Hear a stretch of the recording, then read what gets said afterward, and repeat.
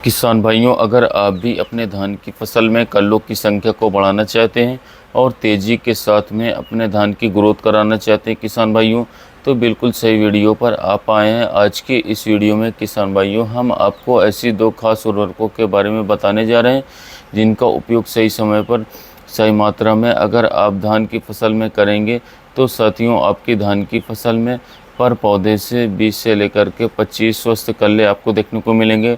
वो आगे चल कर के किसान भाइयों आपको अपने धान की फसल से बहुत ही बढ़िया और बहुत ही शानदार पैदावार देने में साथियों हेल्प करेंगे।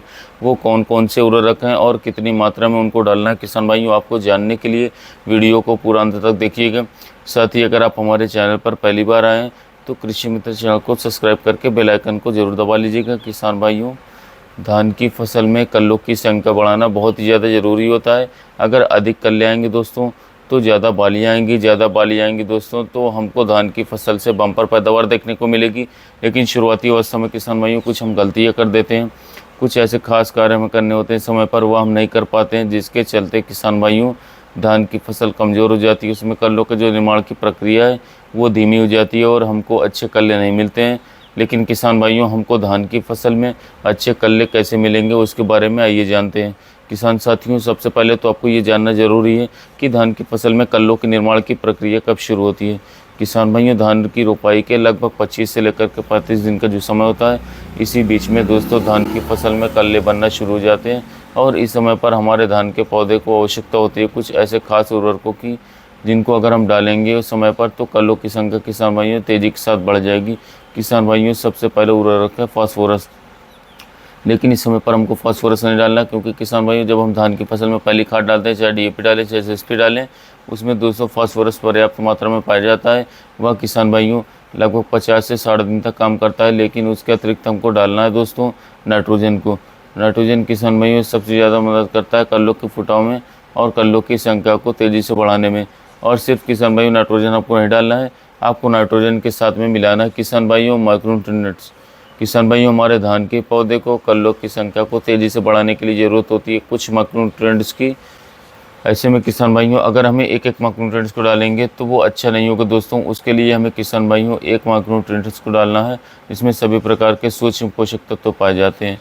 इसके लिए किसान भाइयों आपको उपयोग करना है बायोवीटा की किसान भाइयों मात्रा की बात करें तो लगभग 5 केजी प्रति एकड़ के हिसाब से आपको लेना है। और किसान भाइयों 35 केजी प्रति एकड़ के हिसाब से आपको यूरिया लेना होगा। इन दोनों खादों को मिलाकर के किसान भाइयों पूरे धान के खेत में आपको इसका भुरकाव कर देना है। इसका रिज़ल्ट आपको बहुत ही बढ़िया, बहुत ही शानदार देखने को मिलेगा साथियों।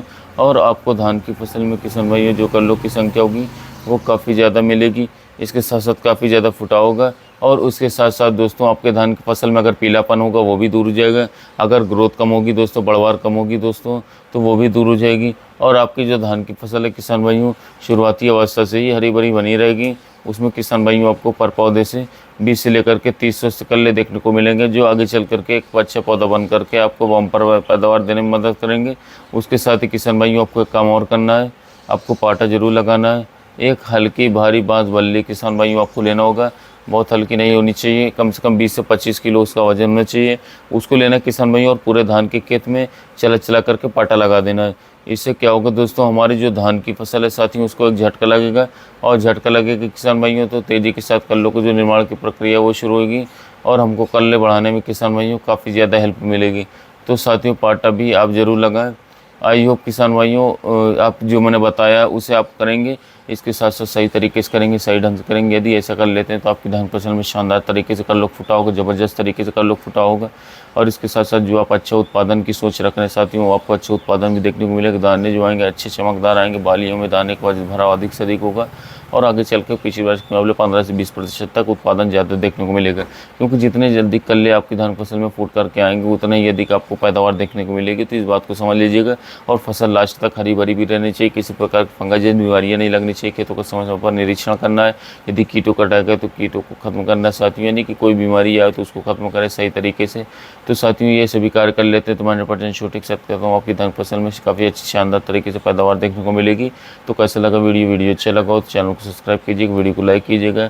और जो किसान भाई धान की हमारे खेती कर रहे हैं और जिनकी फसल शुरुआती समय में चल रहे हैं उनको यह वीडियो शेयर कीजिएगा ताकि उन्हें भी यह महत्वपूर्ण जानकारी मिल सके। तो साथियों मिलते हैं नए वीडियो में नए टॉपिक के